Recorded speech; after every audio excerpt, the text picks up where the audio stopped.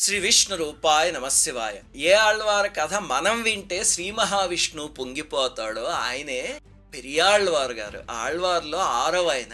ఆయన గరుత్మంతుడి అంశతో జన్మించారు. ఆయనకి స్వామిని సేవించడం తప్ప ఇంకేమీ తెలియదు. శ్రీవిల్లిపుత్తూరు అని వైష్ణవులకి అతి పవిత్ర క్షేత్రం ఉంది. శ్రీ మహావిష్ణువు వైకుంఠంలో విసుగు పుడితే ఆ క్షేత్రానికి వచ్చి ఉంటారు అని చెప్తారు సాహిత్యంలో. మధురై పక్కనే ఉంది. అక్కడ స్వామి కోసం తులసి తోట పెంచి ఆ తోట పక్కనే ఉన్న వటపత్రసాయి ఆలయంలో సమర్పించి కైంకర్యం చేసుకుంటూ ఉండేవారు ఆయన. శ్రీ మహావిష్ణువు ఆయనతో స్నేహితుల్లాగా మాట్లాడేవారు ఆ విగ్రహంలోంచి. ఆయన చాలా వృద్ధులైపోయారు పాపం.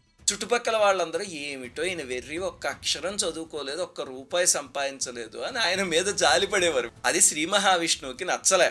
భగవంతుడు తలుచుకోవాలి కానీ విద్య ఎంతసేపు. ఆ కాలంలో మధురరాజు వల్లభదేవుడికి మోక్షం కావాలి అనే కుతూహలం కలిగింది. అయితే నేను ఏ దేవుణ్ణి పూజించాలి, ఇంతమంది